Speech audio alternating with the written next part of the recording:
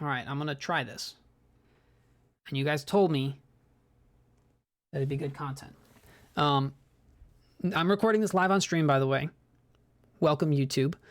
This is going to be a form breakdown video. I did one of these a while ago, and I thought it was fun, and I haven't done them in a minute, and I wanted to sort of break down Paul McBeth's form because he's the best player right now. So let's take a look. This is a shot from the 2019 European Open. I tried to have a more recent shot.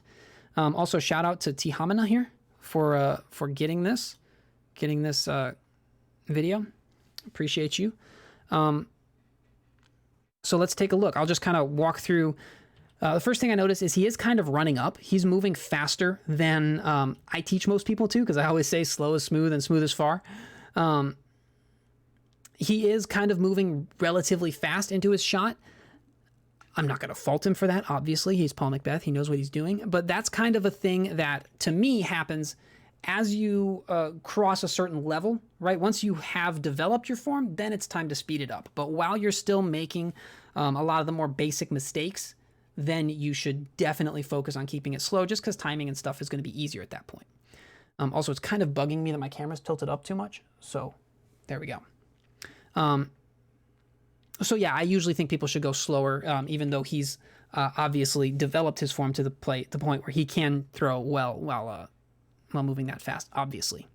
The next thing I want to point out is something that I talk about all too much, and it's the X step. Look at how small his X step is. His feet are almost touching. And that's what I think the ideal X step should be. Obviously, some people are going to take bigger steps and they're still going to throw very far, but a common mistake that I see in X step is taking too big of a step or turning your foot backwards as you X step. And that turns your back foot around, which means that you end up with an open stance. Your hips can't rotate with it. I have a video that's a bit more ranty about this on my channel. It's titled Stop X Stepping Like This, I believe. But yeah, that's just a very important thing. It's also important to know that he's got his weight over his toes. See here how he's his weight isn't back over his heels. That's another thing that's really common that I see in a lot of newer players is their weight will be back over their heels, and that's because that throw kind of feels powerful, right? It feels like you can spin really fast while you're throwing, and it feels like your heel hits the ground with a lot of impact, but it really ends up taking your lower body out of the throw. And if you're struggling with keeping your feet sideways as you X step, you might have your weight over your toes. So that's one thing that's a good mental note, a drill that I encourage people to try as a way to practice keeping their weight over their toes is to keep your left heel off the ground while you're throwing. As for righties, obviously it'd be your right heel for lefties, but you want to keep your weight over your toe in your back foot, in the foot that comes behind as you X step, such that your heel is off the ground, because that will naturally force you to push off of your back leg into your throw, and that'll give you a really good feel for what's supposed to be happening. Moving on here, and that's just really what Paul is exemplifying here. You can also notice he's not really jumping as he's X stepping. He might be, but that's just a virtue of him moving a little bit quicker than he normally would. Jumping while you're X stepping is something that I've seen a lot of people do lately. It's something that I've struggled with in the past, and one of the problems with that is it ends up just scooting your feet in front of you. The ideal way to throw, look how Paul is here. His chest is over his feet, nose over toes. He is perfectly vertical. If the camera was from the side, he would be straight up and down. And I think that's really important because it lets you rotate efficiently. If you're leaned back, which is commonly what happens when you either take too big of an X step or you jump as you X step, that offsets your weight and it really slows down your rotation. It's something that I've been working on lately. That's actually another video that's going to be coming out on this channel eventually. But yeah, so jumping as you X step is something that I would not encourage. The exception to that is Brinster hop. It's Steve Brinster obviously did it.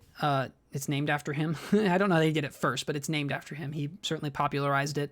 But Oakley kind of does the same thing. Eric Oakley and Miles Seaborn, if you've ever seen him play down in Texas. What's the other one? Lefty plays for Innova. Dustin? No, that doesn't sound right. I'm completely blanking and I feel terrible. He was on Latitude a couple of years ago. Chat, any help? Devin Owens, that's it. not Dustin, what am I doing? Devin Owens kind of does the same thing, and they don't actually cross their feet as they X step. They just, or as they Brinster hop, I guess. They kind of, I mean, I think Brinster does, but some of them don't, where they just kind of take a little crow hop. But it's important to know that your nose stays over your toes. Don't let yourself lean back while you're doing that. All right, I'll move faster through the rest of this because nobody cares about footwork that much. Something here that you'll notice is perfect reach back timing. Reach back timing is something I've kind of leaned away from lately. Because it's more of a result of leaning back. I think bad reach back timing a lot of times is either just not knowing to look for it or just leaning backwards. Because if you have proper reach back timing, but you tilt yourself backwards, then your front leg is still going to be in the air, right? And then that looks like an early reach back, when really your reach back timing isn't the problem. It's the fact that you're leaning backwards. But that's beside the point. Anyway, I promise I'm done talking about leaning back. His reach back peaks right as his front foot touches the ground. And notice he's setting his front foot down on the ball of his foot. That's really important, I think. Setting your front foot down on the ball of your foot really forces you to turn your hips back. You want your hips to turn back as you're reaching back, not as you're X-stepping. Because if they turn back as you're X-stepping, then they turn forwards as you take your last step. But if they stay sideways as you X-step, they'll turn back as you reach back, and then they'll be able to rotate through to your release point as you throw. Also, like I said, I don't necessarily think it's important to throw every shot with your back heel off the ground, but Paul has his back heel off the ground right here. So that's pretty cool. Also notice how wide Paul is reaching.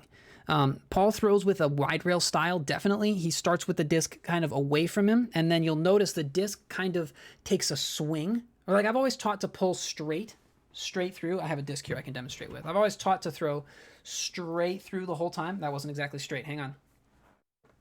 There, that was straight through the whole time. And that's a good mental note, but it's not literally what should be happening. What most top players do is they have a little bit of a swing to their straight pull at the same time, right? Like they'll start wide and kind of swing in and then out, right? Which is kind of what Paul does. And then some players will start over here and then out and then across. I have another video about that. I think it's titled Why Don't Pros Pull Straight or something like that. I definitely think focusing on a straight pull is a good idea, especially when you're learning and you're not obviously throwing like these guys. I think that kind of curve is something that sort of develops naturally as a result of throwing a lot once you have clean form. But yeah, that's just what he's doing. Also, Nate brings up a great point. Knees are bent. I think that's a result of keeping your weight over your toes, but that's how you can tell his weight is over your toes. His knees are bent. If you bend your knees when your weight's over your heels, you just fall backwards. At least if you have bad balance like me. Yeah, okay, so also notice how low his reach back is. A high reach back is something that I see a lot of. People will reach back really high. Kind of if the reach back is towards the top of your shoulders or higher, that's a high reach back. And then usually the release is kind of down by their waist. And the way I described this earlier tonight for a form check that I was doing, by the way, if you want a form check personalized, join the Discord. I'll link that down in the description. And drop a YouTube link, just one throw, full speed, filmed from the side in there, and I will tag you when I respond to it. But right, if you were throwing anything but a disc, if you were throwing a ball, if you were throwing literally anything but a disc, and you started here and released here, it would go into the ground 10 feet in front of you, maybe. Right? So why do we expect discs to fly down the fairway at that point? Our force is going downwards. Our force is going this way, and then the disc flies this way. That means only like a portion of the force that we're throwing with is actually going down the fairway. And it's actually a nose up throw, because if the disc and your throw match, that's when it's nose down. So a nose down throw at that point would be just correcting your wrist, and then you'd still throw it into the ground 10 feet in front of you. So the way to correct that is to reach back like Paul is. Reach back like lower chest height, I think, is ideal, and then releasing chest height will have like a little bit of an upward tilt. And that will create like the ideal golf line where the shot goes like 30 feet up in the air. Maybe not 30 feet, maybe like 10, 15. I don't know. It's hard to tell distances at that far away. What else was I going to talk about? Oh, Paul is also throwing downhill here. So even though he's reaching back low and he's releasing here, you'll notice that as he pulls, he kind of lifts the disc up and then corrects for that. It's just his muscle memory is to reach back at this height, and I think that's really cool. Something else that I want to talk about is his head. This is something that is, I don't want to call it controversial, but it's confusing for a lot of newer players. See how he's got his head turned to where it looks like he can see the target. And he probably can, like out of the corner of his eye, right? Like that number. He can probably see the target. But if you are, the chances are, if you are looking at the target as you're throwing, what that usually does is something similar to like this, right? If your head is forward, that turns your shoulders forward. And that means that your shoulder is already set up on this closed off angle, and that can cause rounding a lot of times. So I encourage people to not do what it looks like Paul is doing. I don't think he's literally looking at the target.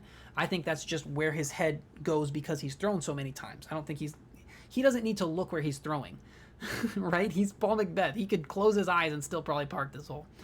But yeah, in disc golf, you actually aim with your feet. If your weight is shifting down the fairway and your whole body, everything is lined up to throw the disc down the fairway, then looking at the fairway also is not going to really change anything, right? So just as a note, it's important to, I think, to take your eyes off of the off of your target as you're reaching back, at least for a full power backhand. Paul might not be throwing, or he's probably definitely not throwing full power for this shot. I say definitely, I don't remember this hole. This is hole 17 at the European Open. What else was I going to say? Oh, look at his shoulder angle. His shoulder angle is wide. He's got a lot of people when they're reaching back, similarly to looking forward, their shoulder kind of closes off. And that's usually if you're reaching across. It's important to reach wide so that your shoulder can be set up on an open angle, or at least 90 degrees. Look at Paul here, how he's reaching kind of towards this back corner of the tee pad. Provided the tee pad is pointed the right direction, that's a mental note that I've used to help people in the past, is to reach towards that corner. Now, granted, that's very subjective based on the hole. The tee pad has to be pointed the right direction and the right size, so not literally directly at the corner of the tee pad, but it's a good mental note to help you reach wide. Yeah. Also, Paul reaches wider than most, just because of his wide rail style throw. Also, look at his left arm. See how he kind of starts the rotation forward with that left arm? That's really cool. That's the thing a lot of new players miss, is they leave their left arm behind as they throw, and then or they try to like kind of like that when they're throwing. Ends up slowing everything down. See how he kind of brings it in, compresses his shoulders. The way I usually teach that is to bring your left hand down the inside of your left leg.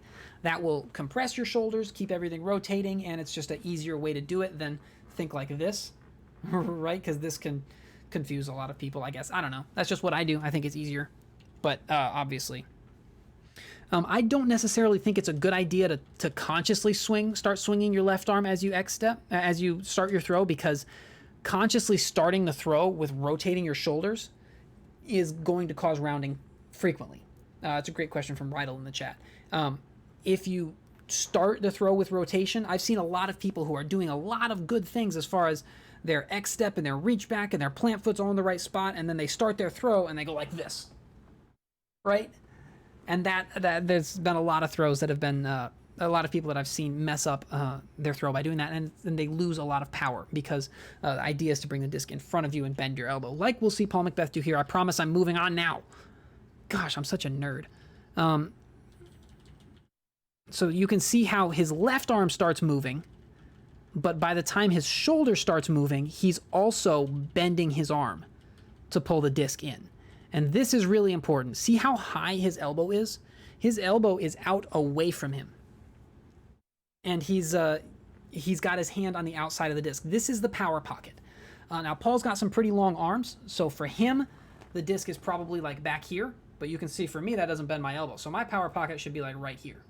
Hand on the outside and elbow up. A lot of people I've been seeing lately are throwing with their elbow kind of low, and that's kind of what I started calling the waiter, right? Where like you have a tray here and you're serving, and this is not very powerful, right? If you're throwing and that's not very powerful. But if you get your elbow up, that is powerful.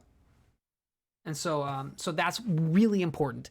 Another thing that I've been kind of trying to teach lately is as you're throwing, you are technically rotating around your center of gravity, right? Your middle of your, we'll say your spine. I don't know if that's literally your spine, but imagine that you're rotating around your spine. The farther away the lever, your elbow is from that point of rotation, the faster it's going to be moving. Right? Just like anything. My finger's moving a certain speed right now, and then it's moving a lot faster right now just because it's farther away from the center of rotation, right? When it was here, that's as fast as it was going. But when it's way out here, it's moving a lot faster. That's a really dumb explanation, but there we go. I got distracted by my dumb explanation. Words. Oh, yeah. So as you're rotating, it looks like what Paul is doing is kind of pushing his elbow out. Pushing your elbow forward, almost like you're doing a bench press, or I guess the last little tiny bit of a bench press. To just, I don't know, obviously I don't bench press, but pushing your elbow out. That also means that it's easier, you can actually bend your elbow more as you're pulling the disc in, which will get you more leverage and more power. But it's important to see how far away from him his elbow is, how high it is. There we go. How far away from him his elbow is, how high it is, and then his hand is on the outside. And the disc is in front of him. The disc is not back here behind him like I see a lot of people throw. Elbow's not down, all that stuff that I already talked about. I will answer questions from chat right after, as soon as I'm done, because I'm taking way too long already. Okay, now let's watch as he goes out. So, okay, what I was talking about before about the curve. See how the disc starts out here, and then it gets pulled in there, and then it moves out here, but then flies that direction. That's what I'm talking about, how it's like a little bit of a curve. I guess that's probably a better representation of it. A little bit of a curve as he's pulling. Notice how he's releasing at chest height. And see, this is what I was talking about, how he raises the disc as he pulls because he is throwing downhill. And then release out to there. Look at how his follow through is up, right? That's higher than a lot of people.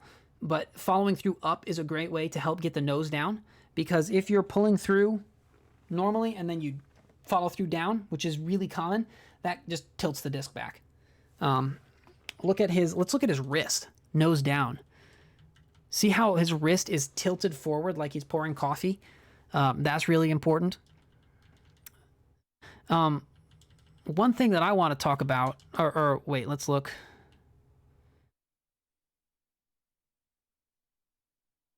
Following through. See, you can tell he's not throwing as hard as he can because he's not carrying any weight forwards. Either that, or there's a very steep drop off at the end of the T-pad. So something else that I want to talk about is the length of his last step. He is taking a pretty big last step, and I think that's or maybe he is throwing pretty hard and he just has a super clean brace. He is taking a pretty big last step. That's another thing that's like a Paul McBeth thing, and he can do it because he does everything else perfectly as well. I generally don't teach people to take that big of a last step because it's easy to kind of get stuck, right? If you're taking that big of a step, the chances of your front foot turning forwards at the last second is pretty high.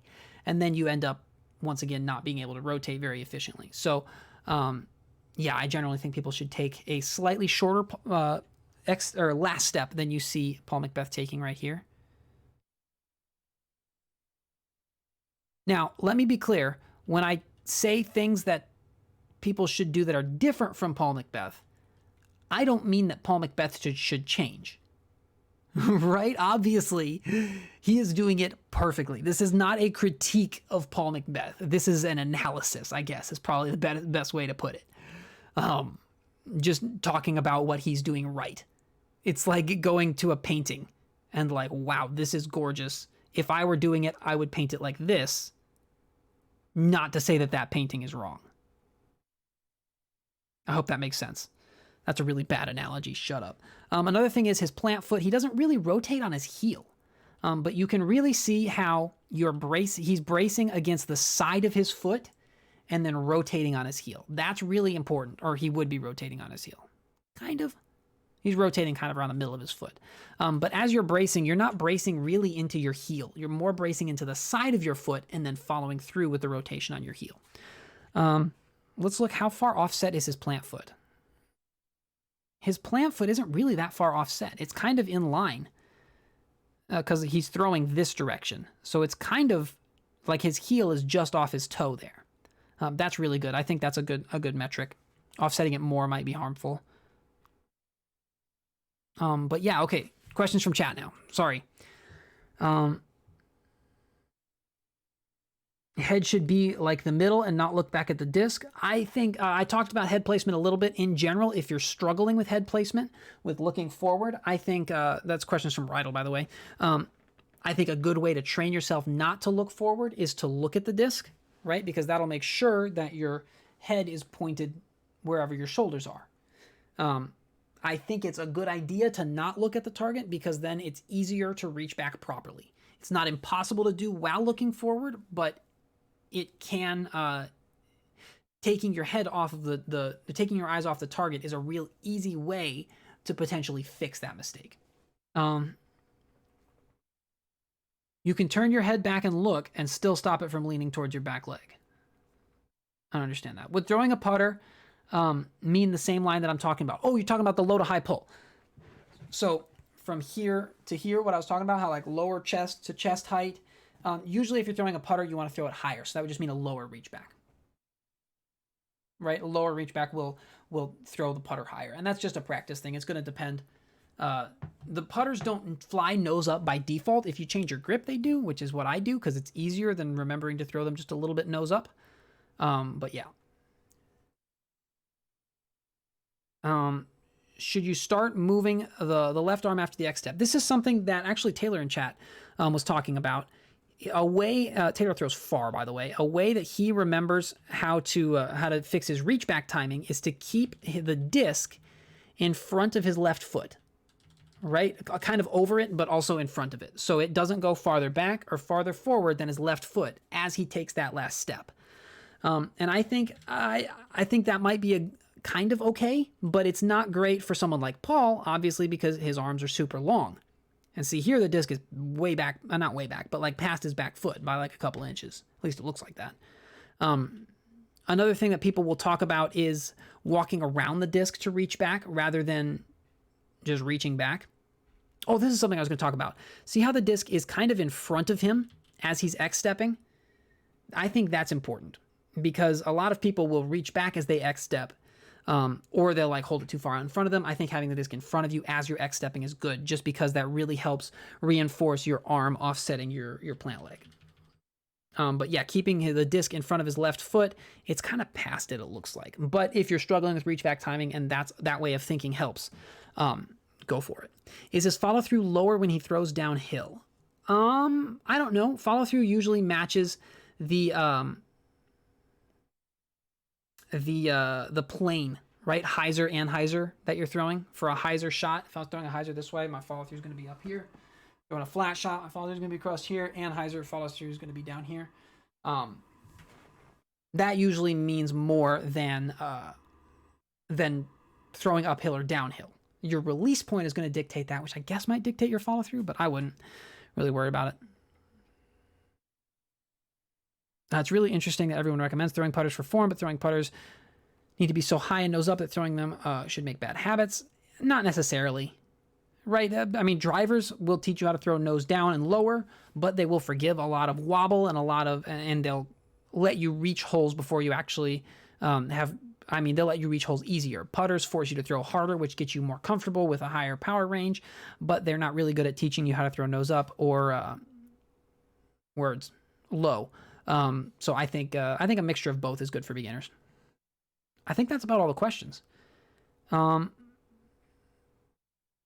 trailing arm, there are some people who do different with their trailing arm, with their left arm, right? Like how Paul does this.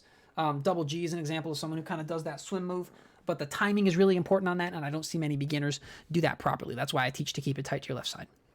Okay, this video has been going on for too long already, and I do have a live stream to do, so I don't know what I'm going to play. I'm probably going to get a snack.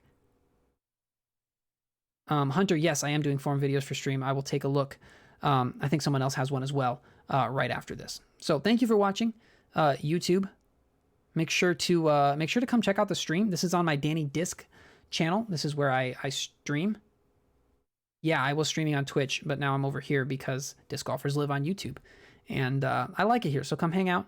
And thanks for watching, and always remember, slow is smooth, and smooth is far.